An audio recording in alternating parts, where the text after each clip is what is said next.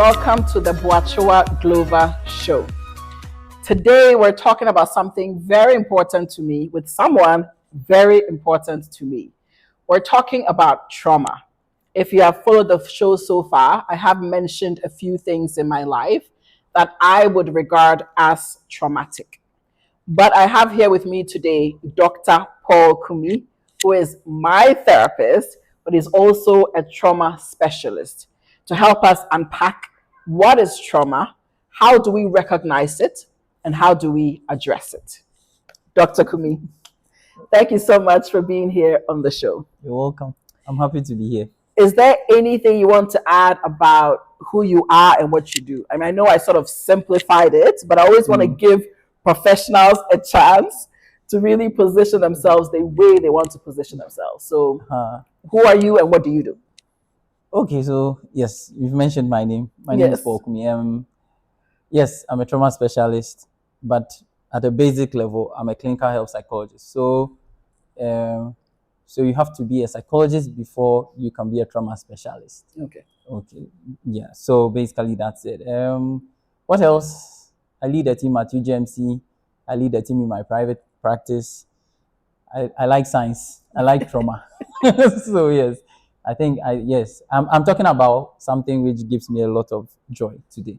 Trauma. Good. Then I think I picked the perfect topic. Yes, I believe so. But online, and I'm on Instagram and other things a lot. And a lot of people keep referring to their traumatic experience, and I'm traumatized and I have childhood trauma.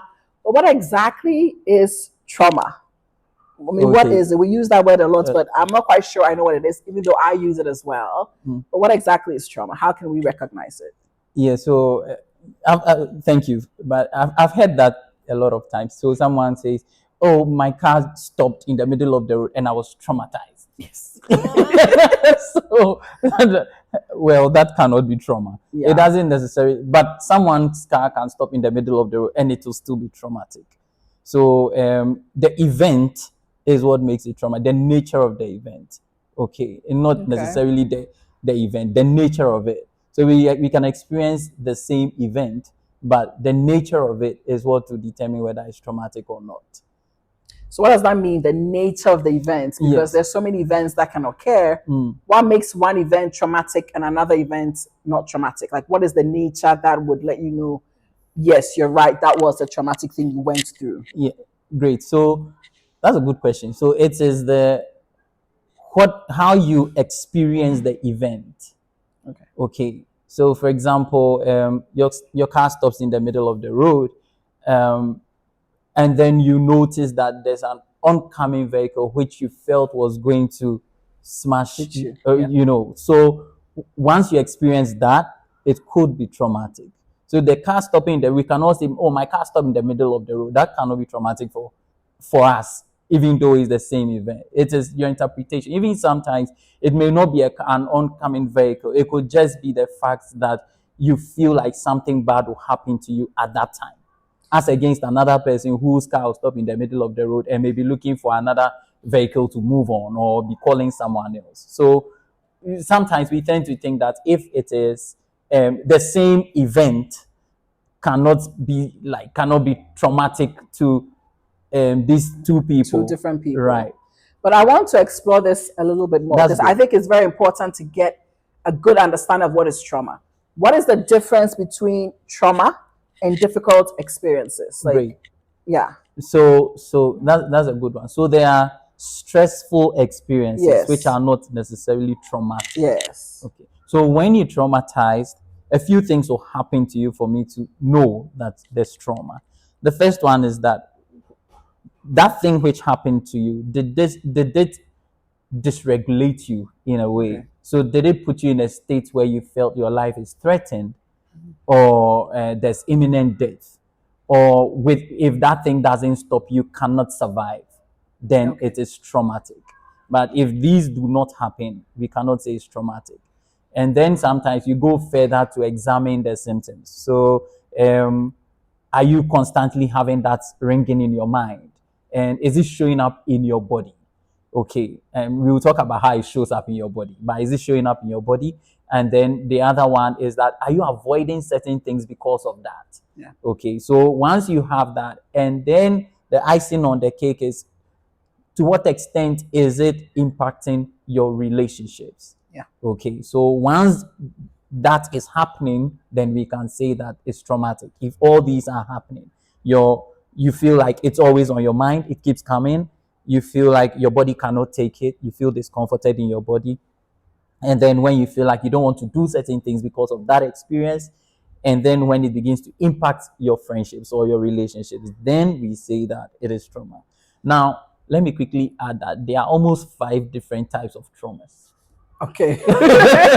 so, Okay. so that just gives us context. I thought trauma was just trauma. No, so trauma is not just trauma. So there's acute stress disorder. Okay. So if you experience something traumatic, but the experience that the symptoms abate within the first month or first 4 weeks, then we don't call it a trauma. It is called an acute stress disorder. Okay.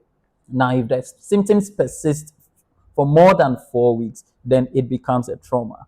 Okay. However, there's persistent trauma, which we sometimes will call complex PTSD, complex post-traumatic stress disorder. Why I've heard of that CPTSD. Why did they add C to the PTSD? What's the difference between the complex PTSD and the, I don't even want to use the words regular PTSD. Can PTSD even be regular? Exactly. But what is the difference? I feel like sometimes science or doctors overcomplicate things.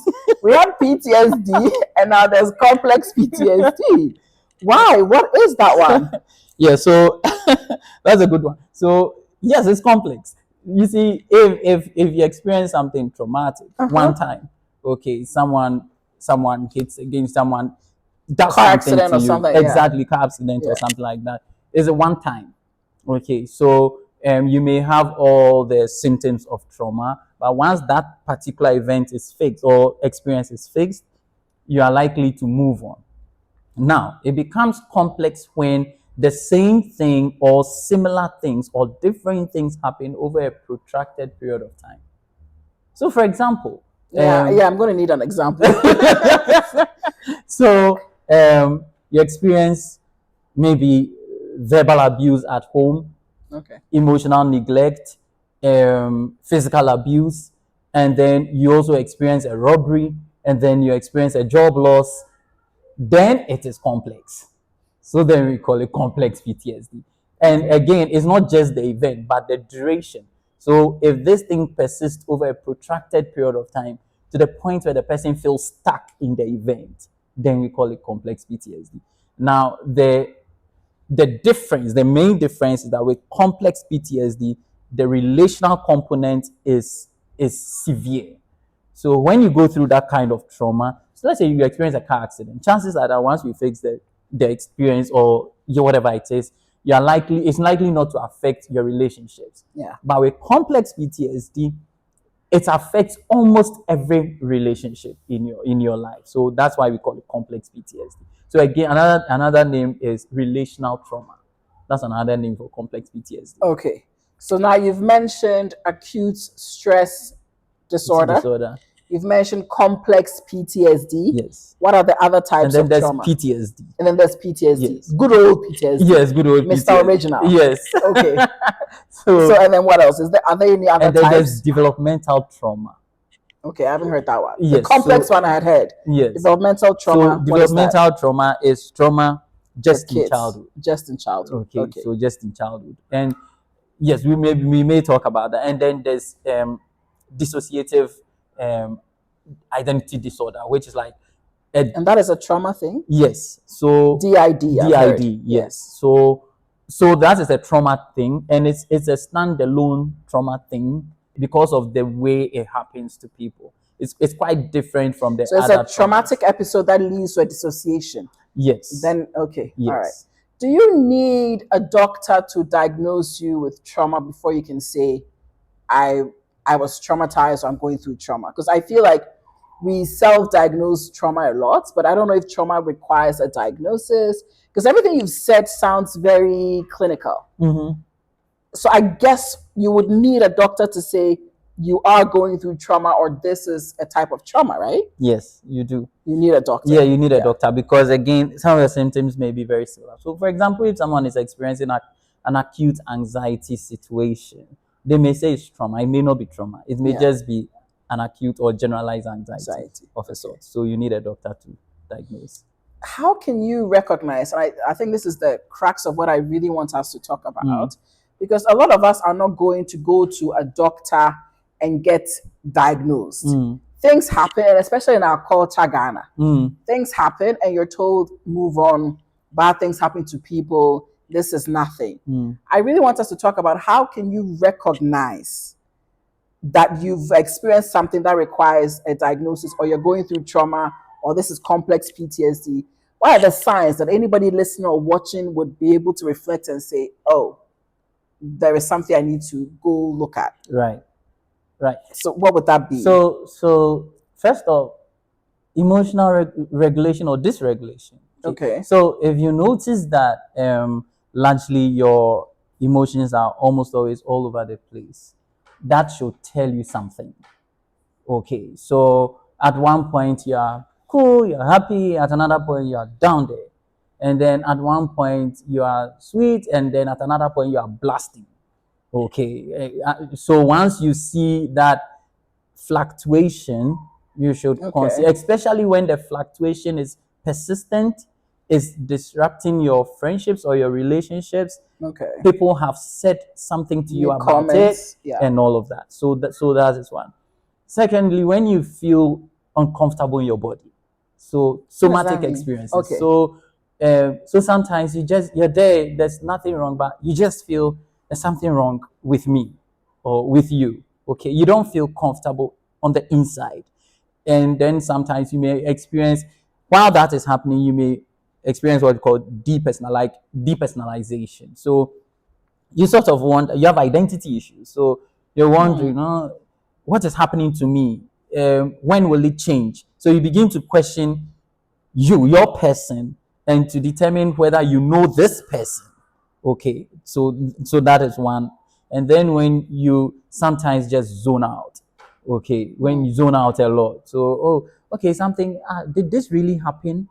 I'm not sure. Okay, then you begin to ask, did someone do something to me? That kind of thing. And then sometimes when you just you black out, more or less, like you're there and you sometimes go off. Okay, really? yes. Wow. So people experience that, where they can be there, you're talking to them, and then for a second they go like, I'm not sure what you're saying. They just completely switch out, they zone out, they're not there. Zone out, and then and then also when you have a lot of attentional issues. So one of the things which comes to me mostly is that a lot of adults come to me and say, I think I have ADHD. And then on the most part, when you go and you do your assessment, you find, there's a trauma going on. When people experience complex PTSD or some form of developmental trauma which was not worked on, on the most part, they experience hyperarousal. Okay, and then they will also dissociate. Okay, so once those things are happening, chances are that they lose attention easily. Okay, so they may be working on something, especially when they are going through a stressful period in their lives. They are likely to lose attention. They won't be able to concentrate. They have memory lapses, and all of that. So all those may be signs of trauma. It's interesting. Everything you were listing made me think of something that. This is why I guess it is so hard to consider going to a hospital. I mean, I get the things you are saying, but someone will say, "Oh, but those are such normal things." Sometimes I'll be there and I don't even know how I drove from point A to B. Point A to B, I zoned out. Right. Or I mean, sometimes I can be chill and I can blast somebody. Right. But sometimes I can be this or that. So is there really like a tipping point, or would you just sort of encourage people that it has to be like one or two or three of all of these? Like, is it a combination? Or even if it's just one, you should go and see a doctor. Because I feel like we really dismiss things. And I really want people to get when it is that they need to go see someone, because we can be very, this is nothing type of thing, right? Yeah, 100%. I mean, so I have done some research in this area, and I can say for a fact that a lot of people have experienced trauma and it's affecting them, and they probably don't know the extent to which it's affecting them. Now, socioculturally, there's a way we handle mental health in general. And then talk less of trauma. Okay. So, for example, you're an adult, you go to work, and one day you just feel so overwhelmed. You go to the washroom and you cry your heart out, and then you come back and you're functional, and then you crack all the jokes. But when the day is ending, you break down again, and everybody tends to think, "Oh, come on, we all do this." And the point is that it's impacting you. Okay. And so at that point, you can't dismiss it. The truth of the matter is that our knowledge of trauma is very limited. And so then we normalize so many things. Yes, that's the word. We normalize so many things. We normalize so, and the reason why this is important to me, okay, is that trauma affects our brain. And trauma affects every aspect of our lives. Trauma determines which car you buy, which car you don't buy. Really? Yeah. Trauma determines the partner you want and the one you don't want. Trauma determines what you do with your money. Trauma determines what future you want. So the point is that this is important to me because for me it's a national issue. but what do you mean it determines some of these things? Is it that your trauma makes you less decisive, or makes you I'm trying to understand how trauma affects some of these critical decisions in people's lives. Right. So for example, if a person has experienced, let's say, emotional neglect, okay, and physical neglect. So physical neglect is where the person had experienced a lack of material, support. Okay, and coupled with emotional neglect, where there's no emotional support. Now that person's decisions about assets will be different from another person who was satisfied. True. You get my point, right? Get it. So that's how trauma impacts that. Mind you, a lot of people, one thing I've noticed is that, especially in this part of the world, once you are functional, we think that you're okay. Yes. Okay, and that's an issue for me because the truth of the matter is, a lot of people have died on the job. Yes. A lot of people have developed conditions on the job. Now, the sad part is that when they go to the hospital, we only look for the physical markers. We treat them, they go back home, and they fall sick again. Yes. Nobody is asking, where is this coming from? And that's trauma. So the kind of job a person wants, the nature, the way the person even approaches their work could be informed by trauma. And I really like the fact that you mentioned the high functioning parts. Because, the reason I came to you almost 2 years ago now is, I think, even goes back to some of the symptoms you talked about, where you said, if you end up being dysregulated and you're crying. So for me, I was completely dysregulated. I was overwhelmed. It was a new job. I'm crying. I'm doing this. And I'm like, it's not normal. So I think it was quite, I don't know why in my mind I felt it was not normal. But it felt that, no, like I'm crying a lot. I'm feeling very overwhelmed. Right. And I've always considered myself to be high functioning. So then it felt like I came because I wanted to sustain my high functioning. And I felt something was putting my high functioning at risk. Right. And that's why I decided to go to therapy. But there's so many people there who are high functioning, but they are also breaking down. Yep. And we're just not talking about it or going to see a doctor. Right. But I want to get back to developmental trauma. The reason I want to do is, and I like to discuss trends, because online there's one thing a lot of people talk about and maybe they overuse it. So everybody now talks about childhood trauma. Everybody now talks about my inner child. I'm doing inner child work. It's like the theme online. I'm doing inner child work. Or if someone's looking for a partner, they're like, oh, I hope my partner is doing inner child work. What does that mean? So we're saying that things you go through as a child affects your adulthood, right? Right. But must everybody be looking at the experiences of childhood, or what should we really be doing with this whole developmental trauma childhood work thing? Right. So that's a very good one. Yes, and I keep hearing that as well. The point is that to what extent can we do your inner child work? That doesn't negate the need for us to do the inner child work, but it must move you. Exactly. Okay. So the idea behind trauma intervention is the intervention should be able to move you. If it doesn't move you, then the work is not being done. So when you say move the person, is it what, to build capacity to be able to deal with it? Are you erasing the trauma? Are you helping them to build resilience? What does that mean? Like, I really want you to actualize it for me when you say the intervention should move you. Okay, so like you said, let me use your example. Okay. High functioning but breakdown from time to Crying, time. this, yeah. All right. So your therapy should move you from being overly high functioning. You need to see why you are high functioning. Everybody celebrates that, right? Yeah. You get the results and Yeah. people love it. Yeah. But where is it coming from? We need to see that.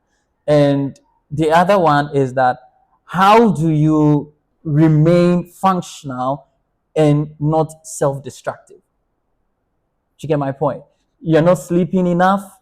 Okay. You are not. That is self-destruction. It's. We may just look at maybe self-harm or. I was about to say, when you said how do you remain high function, not self-destructive, I thought you were going into physical harm territory, and then you mentioned sleep, because a lot of people don't see that as being self-destructive. Exactly. Right? Exactly. Okay. So that's it. So the inner work must move you. Okay. Inner child work must move you. It should move you from breaking down often, okay, to maintaining a certain level of self-regulation, okay, or emotional regulation. And the thing about trauma work is that if you're doing trauma work and you don't come to a place of optimal awareness, the work is not being done. Optimal awareness of what? Of your unconscious and your conscious. Okay, something happened to you. Yeah. And valid as that may be, to what extent is that holding you down? To what extent is that impacting your decisions and your judgment? Now you must be aware of the extent to which that thing is impacting you. Okay. Now that's the light. Once you catch that, where you know that, okay, I want to stay on this job because I think I need the validation of my boss. Yeah. Sometimes it's not clear cut. It's not conscious to you. It's just like, oh, when you send the email, I'll reply right away instantly, and then your boss, I like this lady, or I like this gentleman, and sometimes we thrive on that. So is it we must understand our motives, the reason why we do things? So yes.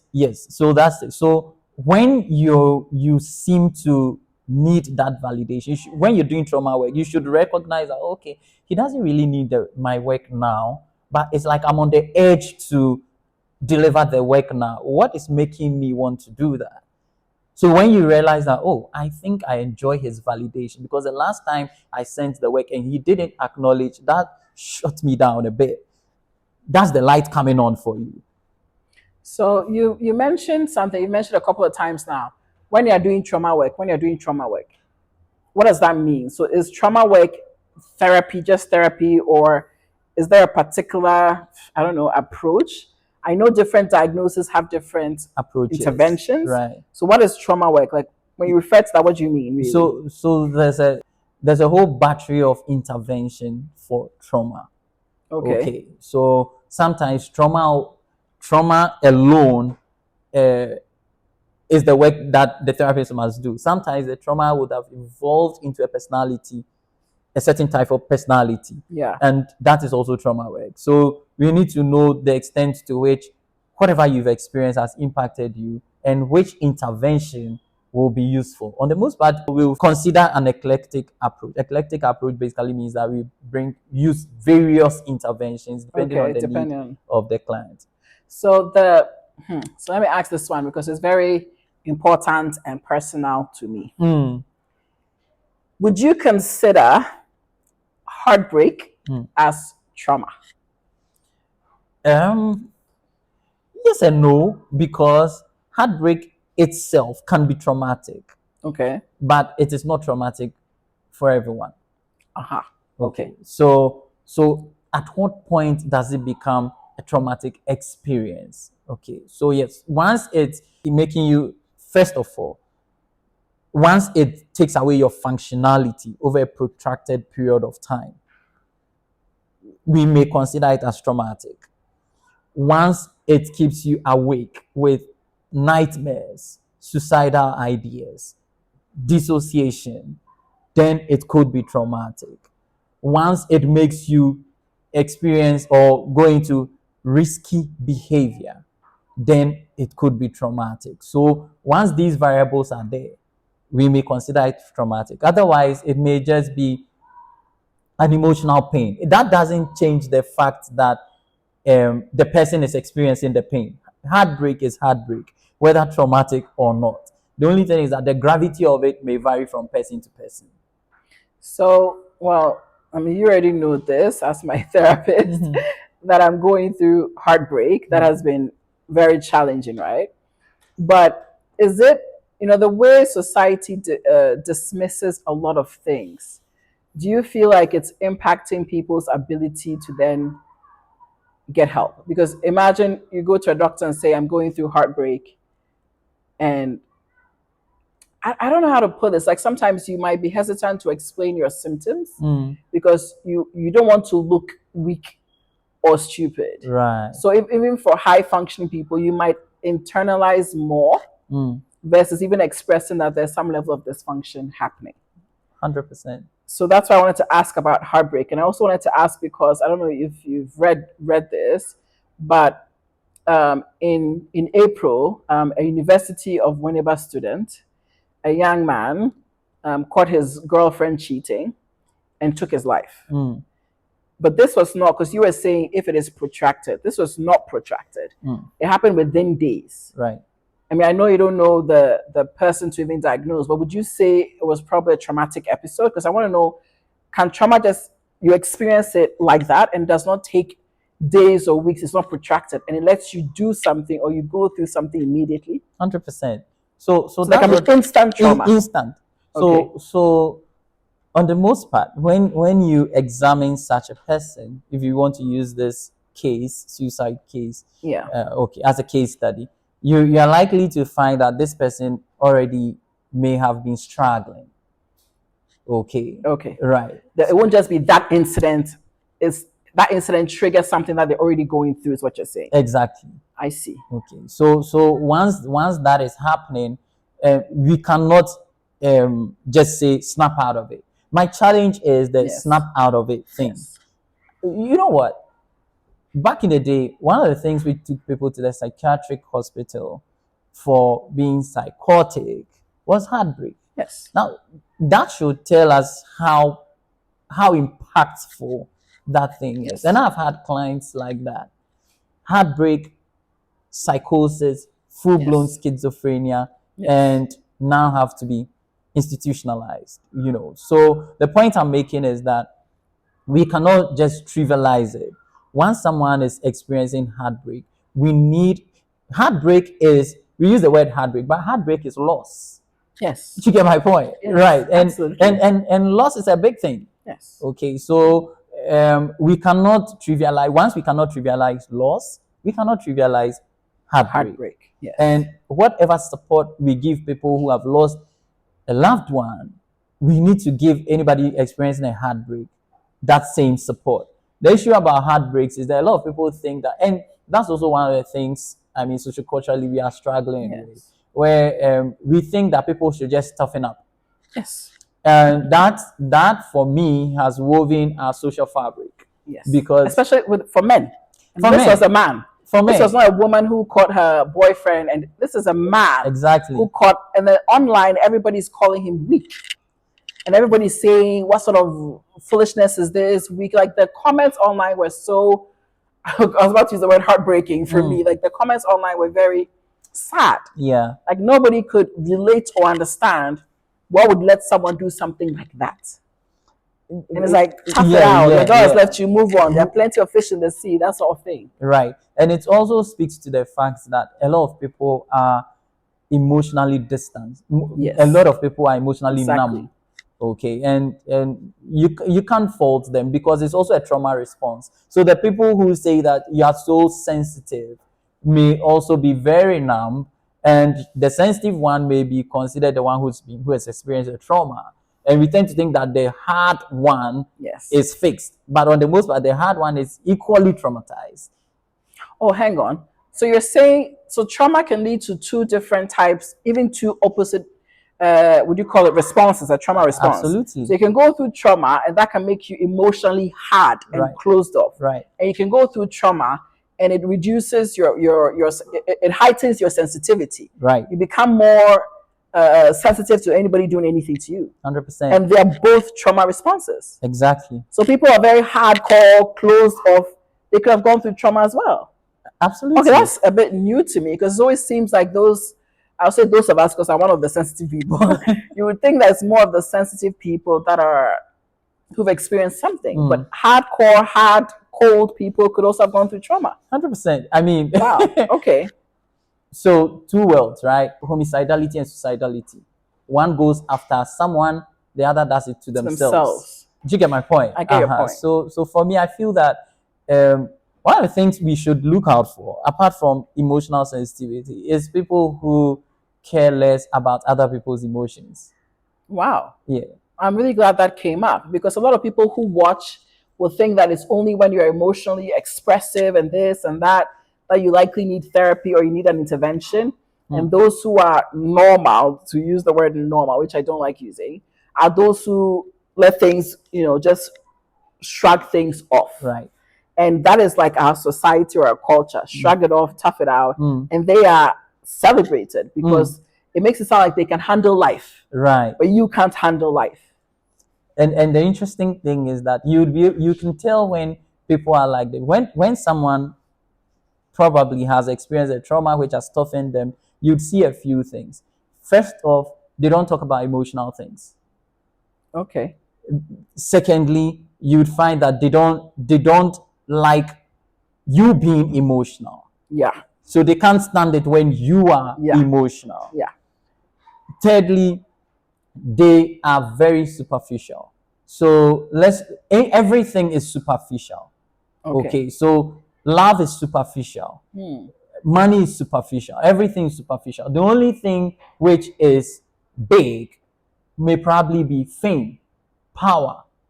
Okay. And such people may have gone through trauma. 100%. This is the mind-blowing part for me because as you're talking, of course, I'm picturing someone. And I'm like, yeah, it's always like those who are more sensitive are who've experienced things in their life. Like that is such an interesting perspective. Yeah. And that's why when we incarcerate people without doing a mental status exam for them, it hurts me because these people are considered tough. Yes. Okay. When people do things that we think are tough, we just say, oh, let's put them behind the bars. But for most of the time, I've done some work in the prison, forensic stuff, and you would find that a lot of people who cannot feel are the ones who are likely to do things. Wow. Okay, now let's come to healing. When you've experienced multiple trauma, now that you've taught me about different types of trauma, I'm not quite sure where this one would fit. But let's just take someone like me as an example, right? Where I've been diagnosed with PTSD before because of a helicopter crash. Where I grew up with my father had schizophrenia, which was very difficult. Where I am going through this very challenging heartbreak, or I would like to call it traumatic heartbreak. When you are treating someone who's had multiple incidents or traumatic experiences, whatever you call it, how do you treat it? Do you treat it incident by incident? Or is it like a broad swath thing that you're treating? Or you must take each thing and break it apart. Let's deal with your heartbreak, or let's deal with this helicopter crash, or let's deal with your growth or childhood having a father who has mental illness. What does treatment then look like? Okay. So mostly is interconnected. Okay. So we would always look at the impact of the various traumas on you. So we should know that growing up with a father with a diagnosis of schizophrenia probably put you, on the most part, in a generalized anxiety state, or anticipatory anxiety. Okay. Or could he run away? All those kinds of things. When is he going to pounce on me? All those kinds of things. So we need to look at the various traumas, but the outcomes may be pretty much the same. Okay. Okay. So if I say the outcomes, I mean the symptoms. So then we decide. That's what we call conceptualization. So you need to look at the case and look at the cornerstone. Okay, so I'm treating you for this and that and that and that. Okay, but what is that one thing after thinking about the case critically which disrupts you significantly? So I go for that. So for example, if I notice that I've conceptualized the case and I've realized that at the crux of the matter is the fact that you break down easily. Once you break down, you become suicidal. Once you break down, you have sleep problems. Once you break down, you go into like risky behavior. Once I notice that, I'm going to focus on the emotional, the breakdowns. Okay, so to what extent can I help you to reduce the breakdown? We may not achieve 100%, but at least we should be able to bring you to a good place. For some people, it may not be breakdown. For some people, it may just be dissociating. They keep going away. Okay, so once it is that, we look out and then we solve that one. For some people, it is severe depressive state. So a week won't pass without they locking themselves and all of that. So sometimes we go in for that. So we address that. So the conceptualization of every trauma case is very critical, because if you don't find out, you go around in circles. So you were mentioning different things. So does trauma come with a term I have learned thanks to therapy? Does trauma also come with comorbidities? Does it come with other diagnosis? So if you're going through a traumatic thing, if you have PTSD, can you also be have chronic depression? Can you also have schizophrenia? Can you also have this? Yep. Is it a causality thing, or is it just coincidence? Yeah. Right. So it does come with comorbidity. So the idea is that once someone experiences significant trauma, it affects every part of them. It affects the brain. Okay, it affects the way the brain functions. It affects your physiology, your blood flow, your hormone, your metabolism, your hormone production. Hey, then please, I'm going to use trauma as the reason for my low metabolism. Actually, I'm getting my excuse now. This is why I gym, I try and eat well, and still the weight loss is slow. It says it affects blood flow and hormones and metabolism. Yeah, it does. I have my excuse now. Please, sorry. Continue. You haven't told me this in 2 years. So yes, so trauma does affect all of these things. Do you know that people who have experienced childhood adversity, like developmental trauma, are likely to experience suicidal ideation 12 times the tendency for those who haven't?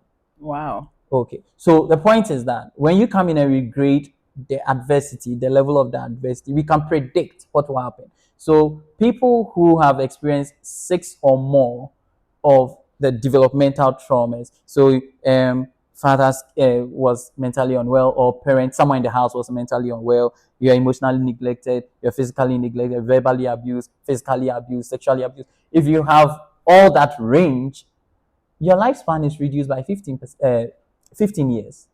Are you serious? Yes. Because your telomeres, so let's not talk too much science. But the fact of the matter is that, like, so it's not to scare anyone. Yeah.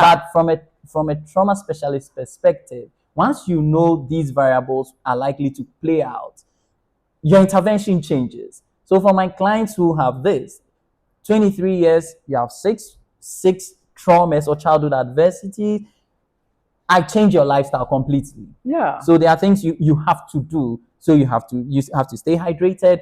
You have to do what you do. You go swimming. You have hobbies. You stay with the right group of people. Your life cannot be like the regular person, because we want to make sure that there's like a danger. Exactly, because once you experience significant trauma, your immunity also drops. That's why a lot of people who experience significant trauma also have autoimmune diseases. Like me. So trauma is a big thing. Can you ever, one of my last questions would be, can you ever fully recover? And I'm also asking because of the last things you said about how it can impact your health, your lifespan, all of that. So with treatment, can you say someone is fully recovered from trauma, or are they going to be in a particular recovery state for the rest of their lives? So clinicians will always not focus on full recovery. We look at functionality because look, I may leave hear a news like this morning. I heard a news of someone and I was distraught. Okay, the point I'm making is that if I'm going to be fully functional, I shouldn't break down sometimes. Do you get my point? So we don't look out for some certain things stopping. Okay, we are looking for global functioning. So if I say global functioning, you should be able to do your work and overwork. You should be able to take care of your child. You should be able to relate with family. A certain balance to life. 100%. That's it. So once we achieve that, from time to time, you may not feel possible good. Though. It is. To get that balance in life. 100%. So the thing about trauma intervention is that anybody who gets a trauma diagnosis must be committed to the intervention, and it's not a one-day fix. Yeah. Okay. So the challenge most people have is that commitment to the intervention sometimes becomes a challenge. Yeah. And then it weighs on others at the initial stages. But on the most part, when people get a hang on it, some people just tell you, oh, what that policeman said, his voice sounded like that man who did something to them. They just know what is going on. And then they also know how to stay regulated. So some people just go, immediately he did that, I started tapping. To try and to get their to self-soothe or to something. Self-soothe. And then some will say that then I went into my safe space. Okay, so they just quickly, and over time this becomes more like it's like shifting from driving a manual vehicle. Okay, at some point you keep looking at the pedals down there, but once you get a hang on it, you don't have to look. So it's like that. Once you keep doing the work, you can just sense it. Some people can just tell you, my body is changing. Yeah. Okay, and they know how to regulate, and that's all that we need. Once you can achieve that, you're good. Okay, all right. So last, and I think as someone who's such a big trauma advocate, you may want to do this. So to anybody who's watching this, who sort of recognizes that, okay, there's something I should consider, what would you say to them to get, because people are very hesitant to get help. Right. People are very hesitant to go and see a therapist. Right. What would you say to encourage someone to go just talk to someone, to go talk to a therapist? Yeah, so truth of the matter is that therapy, a lot of people tend to think that, oh, I'm just coming to talk. Therapy is not just about talking. That's the first thing. You do the work, you do the body work. Okay, so when you come in for therapy, know that every aspect of your life is going to be catered for. Okay. To a large, we don't do, oh, it's just this, and we focus on it and let you go. Other aspects of your life will come on board, and then even career choices, because certain careers will eat you up. Yeah. Okay, so all those kinds of things are worked on. The other one is that I think that the biggest gift anybody can give themselves, especially if they've experienced trauma, is to go for therapy. Because there, it's you. You know, you are the center of the whole interaction.